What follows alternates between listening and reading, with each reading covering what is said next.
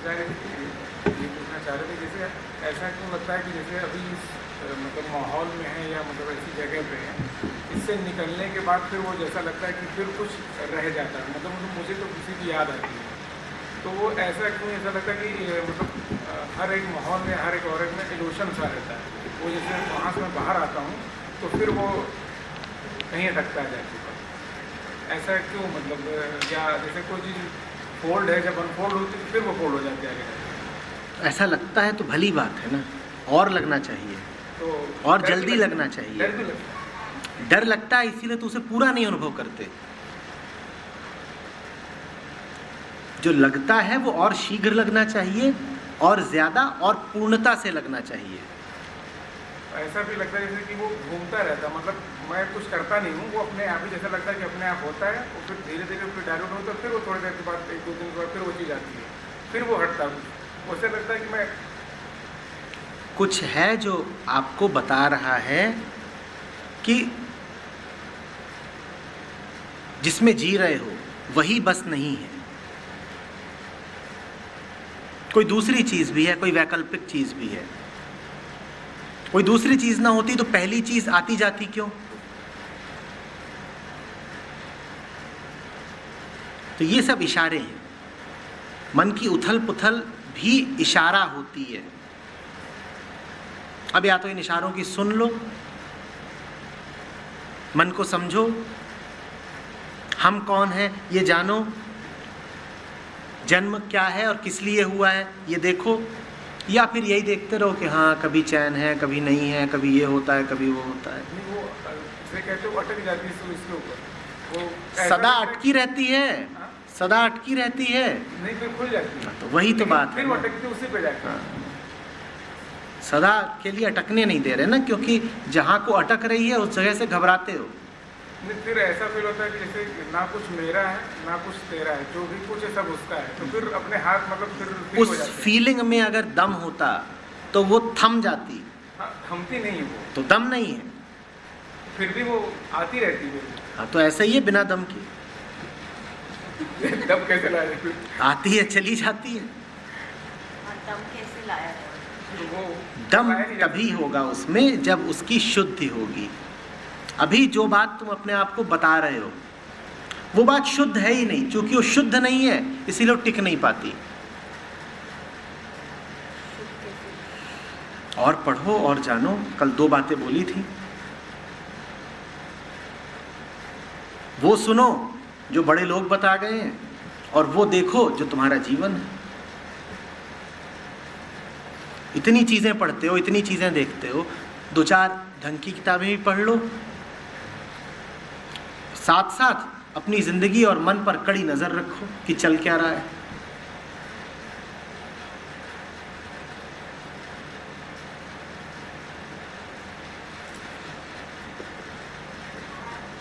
आध्यात्मिक साहित्य के पाठ का कोई विकल्प नहीं है।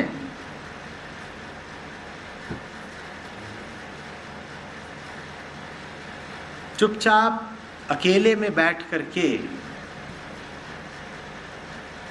जब आप अष्टावक्र को पढ़ते हैं या किसी ज़ेन कुआन के सामने भौचक के रह जाते हैं, या किसी सूफी कहानी के सामने,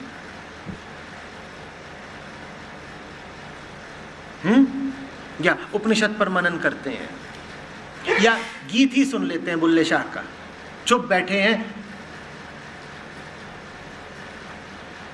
और संगीत से कमरा भरा हुआ है, तो उस वक्त जो आपका आंतरिक विकास होता है उसकी कोई मिसाल नहीं है दूसरी।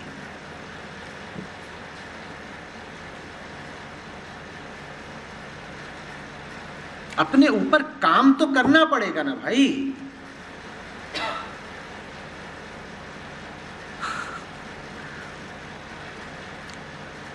घर बनवाने के लिए काम करने को राजी हो, किसी और का धंधा चलता रहे उसके लिए काम करने को राजी हो। अपनी जो गहरी से गहरी समस्याएं हैं, उलझने हैं, उनको हटाने के लिए अपने ऊपर काम करने को क्यों नहीं राजी हो? काम, मैं बिल्कुल से सीधे कह रहा हूं, काम तो करो। या ऐसा समझते हो कि नहीं, काम तो तभी चाहिए जब बाजार से भाजी खरीदनी है। भाजी खरीदने के लिए काम कर सकते हो, अपनी मुक्ति के लिए काम नहीं करोगे तो थोड़ी मेहनत करो ना, अपने ऊपर प्रयोग करो, अपने आप को चुनौतियां दो और पढ़ो। कैसे बात बनेगी बताओ? तुमने कबीरों के साथ कभी गाया नहीं, तुमने सूत्रों पर कभी चिंतन नहीं किया,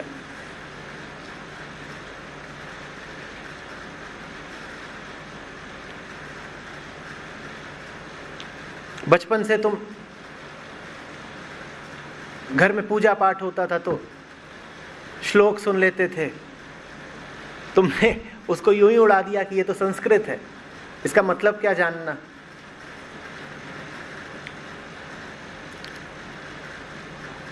हर पूजा स्थल से श्लोक बरसते रहते हैं, पर ना तो तुमने जानना चाहा कि गीता के श्लोकों का क्या अर्थ है, न तुम्हें यही पता कि मस्जिद से जो आयतें आ रही हैं वो क्या कह रही हैं। क्यों नहीं पता? क्योंकि जानने में मेहनत लगती है। तुम्हारे अनुसार मेहनत जायज़ है, अगर नया सोफा खरीदना हो घर में तब तो कर ले जाओगे मेहनत, पर मेहनत बड़ी नाजायज़ है अगर कहीं दूर जाकर के किसी से मिलना हो और पूछना हो कि ये बात है, सामने ये श्लोक रखा है, नहीं समझ में आ रहा, बताइए। तो तुम कहोगे कौन समय लगाए, छुट्टी ले, पैसा खर्चे।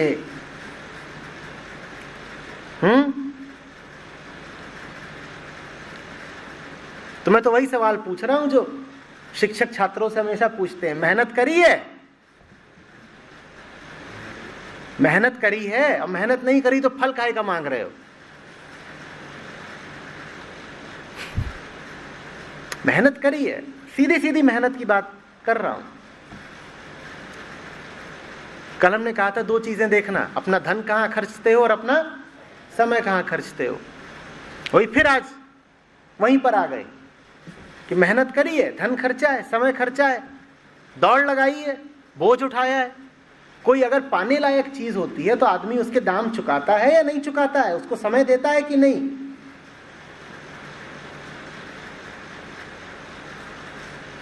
और ये तो बताना मत कि तुम्हारे पास समय नहीं है। गाड़ियां घर घर हैं, गाड़ियों में चलते हो, वहां एफएम से गंदगी बरसती रहती है और तुम नहाते हो उसमें। एक ढंग की सीढ़ी ही लगा लो गाड़ी के प्लेयर में। नहीं, 6 एफएम आते हैं, काहे को कुछ और सुने। देने वाले ने इतने विकल्प दिए हैं।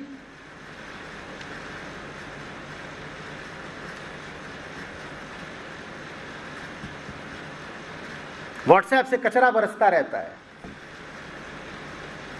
और तुम उसको समेटते रहते हो, और समेट के बिल्कुल अपने घर ही ले जाते हो।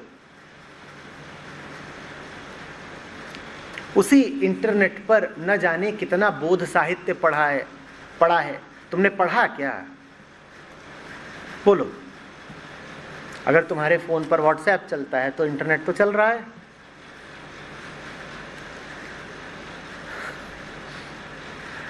चल रहा है कि नहीं? और दुनिया का कोई ग्रंथ नहीं है आज जो डिजिटली उपलब्ध ना हो।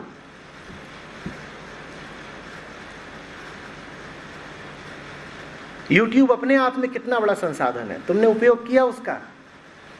और उसमें तो पैसा भी कुछ ज्यादा नहीं लगता। मेहनत चाहिए भाई, हम मेहनत ही नहीं कर रहे। और मेहनत इसलिए नहीं कर रहे क्योंकि वो दिशा ही हमको बहुत कीमती नहीं लगती। हमें लगता है सारी कीमत तो इस दुनिया में ही है, उस तरफ को मेहनत ही नहीं कर रहे।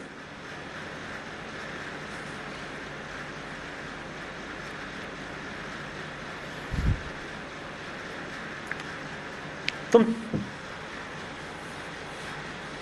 ताज्जुब मत मानना, एक पारसी महिला अभी बीते महीनों में मिलने आई, पारसी। मैंने कहा कि आप अवस्था का पाठ करिए। उन्हें जीवन में कुछ दिक्कतें आ रही थीं, पति से मनमुटाव था और भी कुछ बातें थीं। मैंने कहा आप अवस्था का पाठ करिए, पारसियों का ग्रंथ है। तो बोली क्या? मैंने कहा ज़िंद अवस्था, पूरा नाम लिया। वो कुछ देर तक तो मेरा मुंह ताकती रही, फिर बोली is it related to Zen? ये एक पारसी महिला का वक्तव्य है, उन्हें अपने ही धर्म का ग्रंथ नहीं पता। ये क्या जमाना है?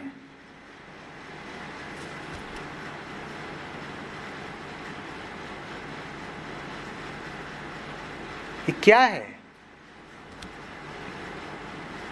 और फिर तुम चाहते हो कि जिंदगी में सुकून बना रहे। कैसे बना रहेगा भाई?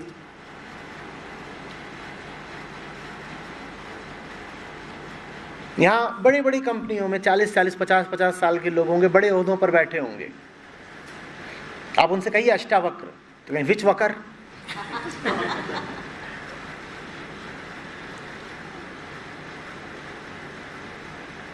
अद्वैत तो बोल दिया तो गुनाह हो गया, एडवेट।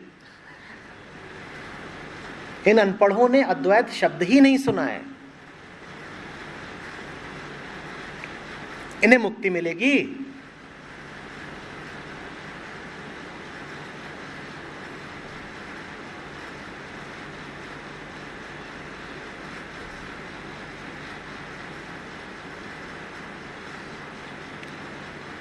अभी हुआ है बीते दिनों,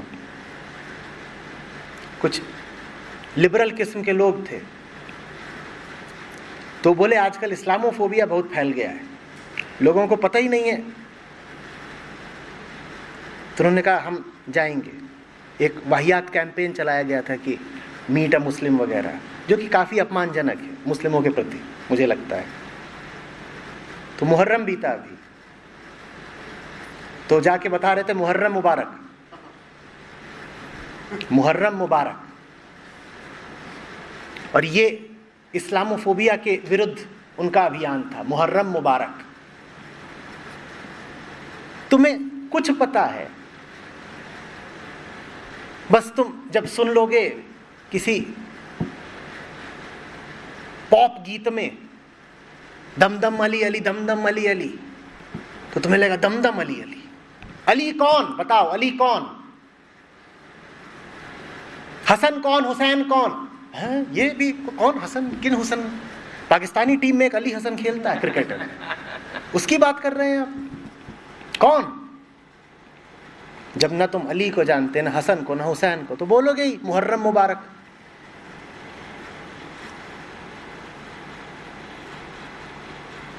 ये घोर इलिटरेसी है, ऐसे नहीं काम चलता।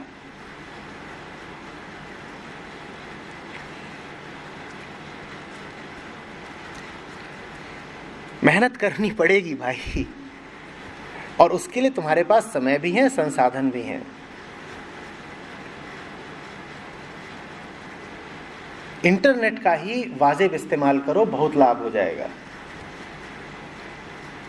इतनी वहां पर आध्यात्मिक सामग्री उपलब्ध है कि तर जाओगे।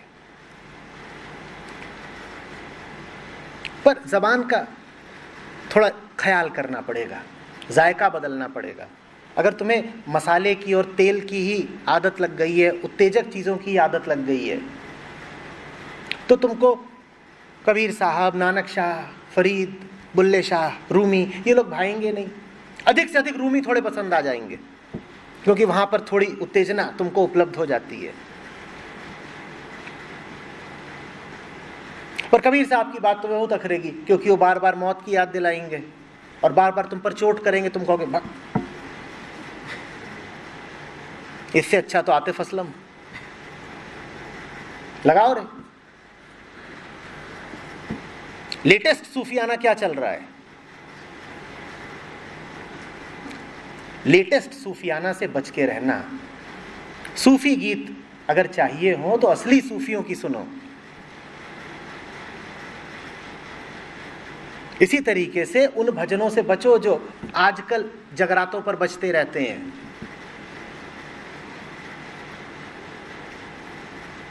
संतवर हैं तुलसी, उनके पास जाओ।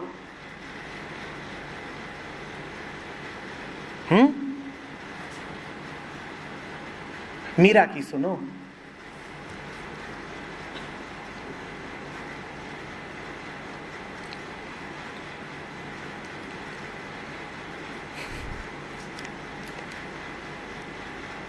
पहले कम से कम इतना होता था कि रामचरितमानस को लोग परंपरा के मारे ही सुन लेते थे।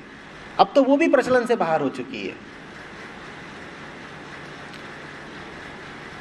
बहुत बोरिंग है। वही राम रावण सीता, कौन सुने?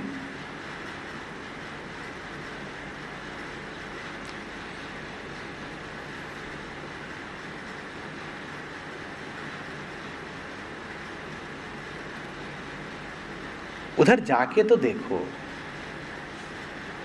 मजे के ही पुजारी हो ना, उधर भी मजा है और बहुत ऊंचा मजा है।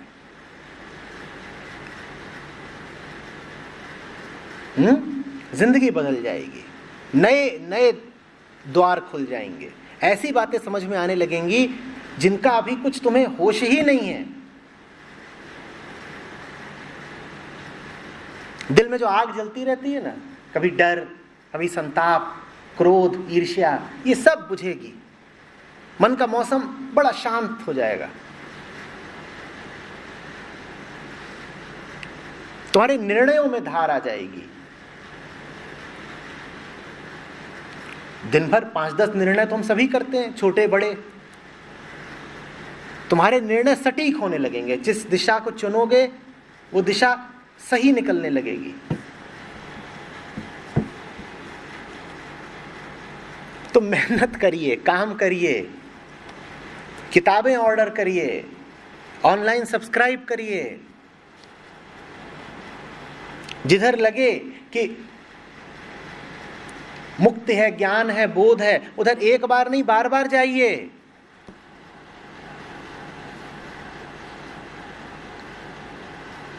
साल में पिक्चरें कितनी देख लेते हो? थिएटर और घर मिला करके बोलो। अब तो नेटफ्लिक्स भी है,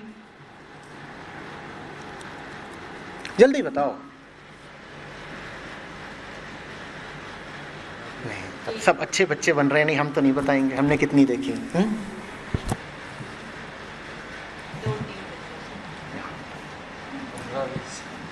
15-20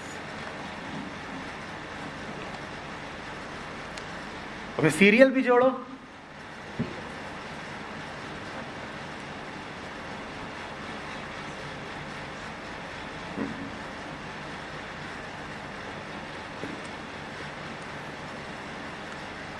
और ऐसे किसी सत्र में कितनी बार बैठते हो? हाँ, वो तो हर हफ्ते करने वाली चीज होती है। हर शुक्रवार को नई रिलीज आ जाती है। ये थोड़े ही हर शुक्रवार को करेंगे। उसमें जरा चस्का है।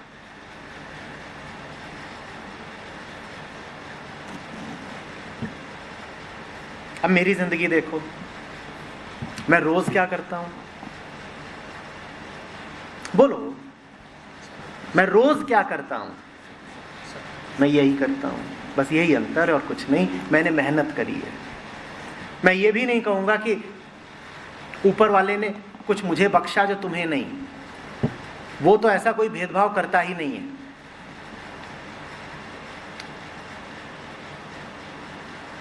सब कुछ उसने सबको दिया। जैसे जब पढ़ाई का साल शुरू होता है तो किताबें सारे छात्रों को मिल जाती हैं। सबको मिल जाती हैं ना, सबके बस्ते में वही वही किताबें होती हैं। अब कुछ छात्र उन किताबों को पढ़ते हैं और कुछ कहते हैं चलो दूसरी चीजें।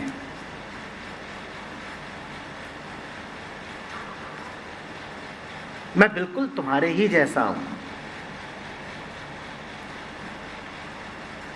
बस सही दिशा में मेहनत कर लेता हूं, कोई फर्क नहीं है। इतना जो आचार्य जी प्रणाम वगैरह लिखते हो वो भी गैर जरूरी है, कोई मूल अंतर है नहीं हम में तुम में।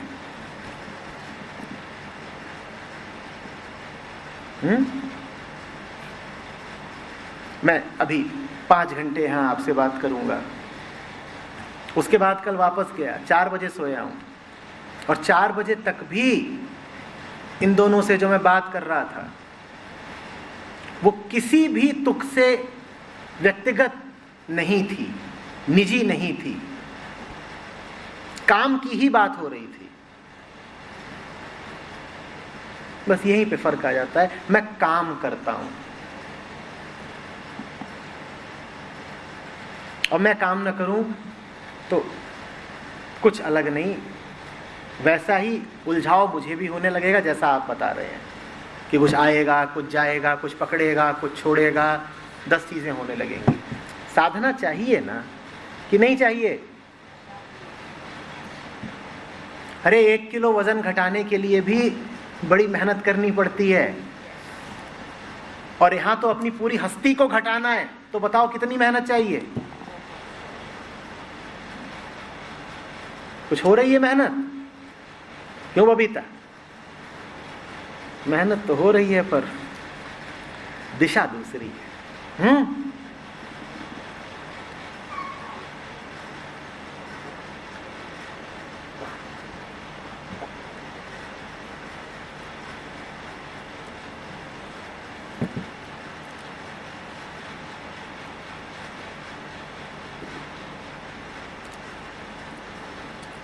एक बात जिस पे मैं हमेशा बहुत जोर दे के बोलता हूँ वो है 24 घंटे का ध्यान।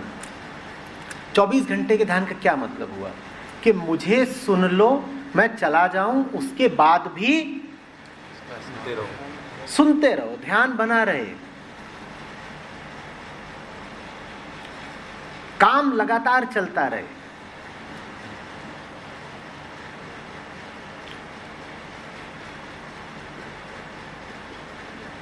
तप हो गया, तप हो गया। तप तो है ही, तप नहीं करोगे तो क्या करोगे?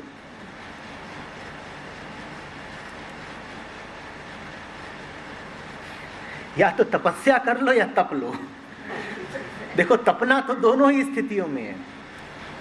उचित तप होगा तो तपस्या कहलाती है, उचित तप नहीं हुआ तो कहते हैं ले ये तप लिए। लखनऊ में कई बार कहते हैं नप लिए।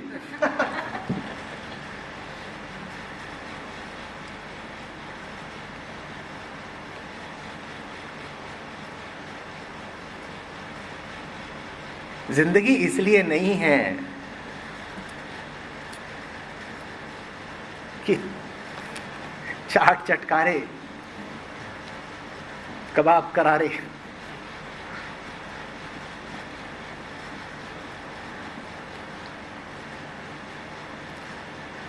वो सब जिंदगी में आती जाती चीजें हैं, वो जिंदगी का उद्देश्य नहीं है भाई। अंतर कुछ है कि नहीं है? तुम गाड़ी लेके चले जा रहे हो, राह में पेड़ मिल रहे हैं, पत्थर मिल रहे हैं, राहगीर मिल रहे हैं, वो राह में आने जाने वाली चीजें हैं, वो मंजिल तो नहीं है ना। तो कबाब करारे के लिए जी क्यों रहे हो? और बहुत लोग हैं जो इसीलिए जी रहे हैं।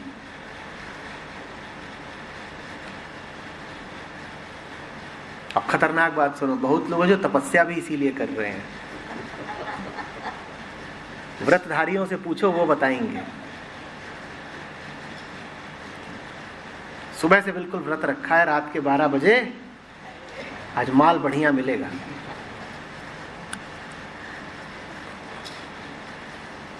लखनऊ में हो, जानते ही होगे, सबसे ज्यादा व्यंजन रमजान पर ही बनते हैं। हम तो ऐसे हैं जो तपस्या भी भोग के लिए कर जाते हैं।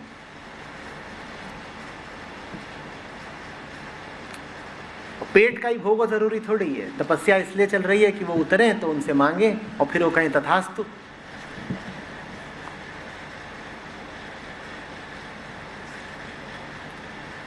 सब भोग आने जाने वाली चीजें हैं। तुम हो किस लिए ये याद रखो, और वो याद रखना मुश्किल नहीं है अगर तुम ये याद रखो कि तुम प्रतिपल तड़प रहे हो। तुम वो हो जो लगातार परेशान है, तुम वो हो जिसके माथे पर सिलवटें हैं। तुम अगर ये लगातार याद रखो तो फिर तुम्हें ये भी याद रहेगा कि जीवन का उद्देश्य क्या है। अगर मुझे ये लगातार पता है कि मैं वो हूं जो परेशान है, तो फिर मुझे ये भी तो पता है ना कि मेरे होने का सबब एक ही हो सकता है, परेशानी से मुक्ति। अब तुम कबाब की ओर बहुत आकर्षित नहीं हो सकते।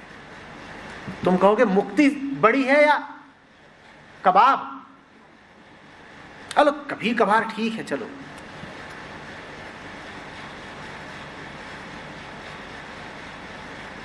पर जी इसलिए थोड़ी रहे हैं कि भोगेंगे, जी इसलिए थोड़ी रहे हैं कि खाएंगे। जी तो इसलिए रहे हैं ना कि जैसे हैं वैसे न रहें। इस सारी बात के केंद्र में ये ईमानदार स्वीकृति है कि मैं परेशान हूं। और जो आदमी ये मानना ही बंद कर दे कि वो परेशान है, उसकी आध्यात्मिक यात्रा कभी शुरू नहीं होती। जिस आदमी ने अपनी आध्यात्मिक यात्रा के शुरू में ही कह दिया कि मैं तो आत्मा मात्र हूं, अहम ब्रह्मास्मि, उसकी यात्रा शुरू होने से पहले ही खत्म हो गई। मुझे सबसे ज्यादा अड़चन उन्हीं लोगों से है जो अभी हैं साधक आरंभिक श्रेणी के ही, पर उनको बड़ा लुत्फ आता है कहने में कि मैं तो परम सत्य हूं, मैं ही आत्मा हूं, मैं ही ब्रह्म हूं। तो कहते हैं मंसूरी क्यों बोले अनल हक, हम भी बोलेंगे। तुम अपना मुंह देखो और तुम बोल क्या रहे हो ये देखो।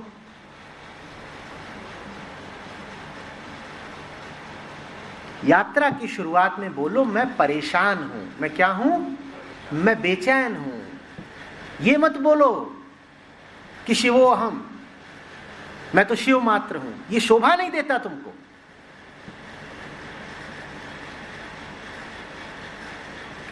अभी तो ईमानदारी से स्वीकार करो कि साहब गड़बड़ है। जब स्वीकार करोगे कि गड़बड़ है, तभी तो आगे बढ़ोगे और कहोगे कि गड़बड़ हटानी है। जहां तुमने माना कि गड़बड़ है, तहां तुम्हें पता चल गया कि जी क्यों रहे हो। क्यों जी रहे हो? गड़बड़ हटाने के लिए। पर अगर शुरू में ही कह दिया कि शिवो हम, तो फिर तो खेल खत्म। समझ रहे हो? ये भी आजकल बड़ा चलन हो रहा है। संतों को, शास्त्रों को उद्धृत करके ये बताना कि मैं तो पहले ही पूर्ण हूं।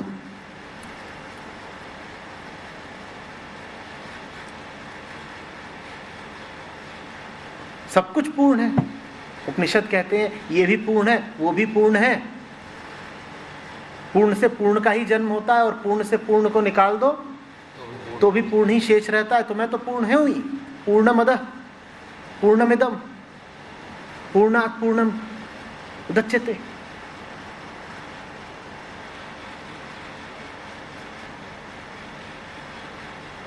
टी शर्ट पर लिखा है, लिखा देखा है मैंने, इसलिए बता रहा हूं।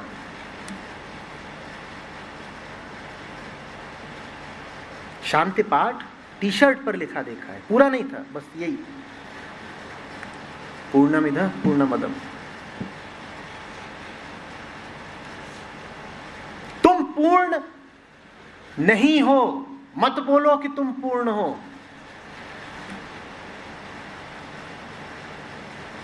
वो बात उनको बोलने दो जिन्होंने बहुत साधना की, बहुत मेहनत की और अपनी यात्रा के अंत में उन्होंने कहा कि मैं पूर्ण हूं।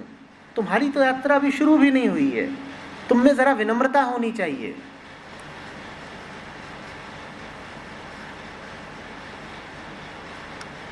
पर आजकल ये जो नियो स्पिरिचुअलिटी है, इसमें तो शुरुआत ही यहां से होती है। You are already all right.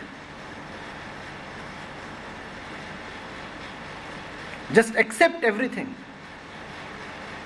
कुछ गलत है ही नहीं, सब ठीक है, सब बढ़िया है, you are already all right. ये नशा है, ये अफीम है, इससे बच के रहना। जब भी कोई तुम्हें बोले you are already all right, तुरंत बच जाना। तो है ना गलत। तेरे ये कह देने से अगर मैं शांत हो जाता तो तूने सही कहा, पर हकीकत ये है कि ऊपर ऊपर मैं कितना भी कहता रहूं कि मैं तो ठीक हूं, दिल तो मेरा तड़प ही रहा है ना। और जब दिल तड़प रहा है तो ऊपर से क्यों बोलूं कि मैं ठीक हूं। संतों ने विरह के गीत गाए, वो कह रहे हैं कि अभी उनको मिलन नहीं हुआ। फकीर योग के लिए तड़पे हैं, वो कह रहे हैं कब फना होऊंगा।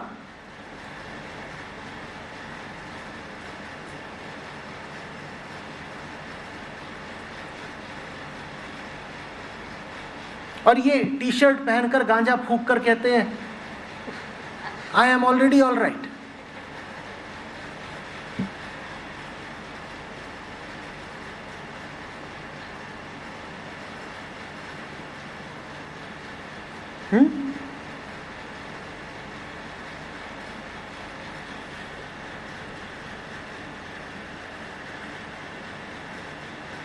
सबसे बड़ा अंधा कौन? जिसे अपने दोषों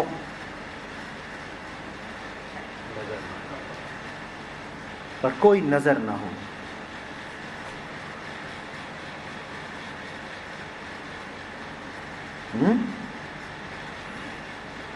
कल आपसे क्या कह रहा था?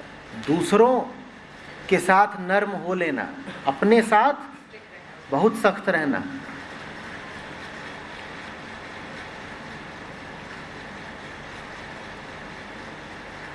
मन उल्टी चाल चलता है, मन दूसरों में दोष देखता है और अपने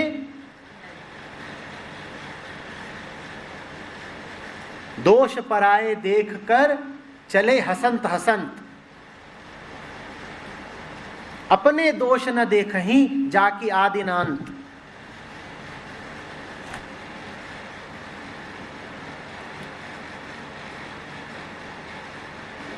मैं तो ऑलरेडी ऑल राइट हूं, गलती और कसूर सब है तो उधर।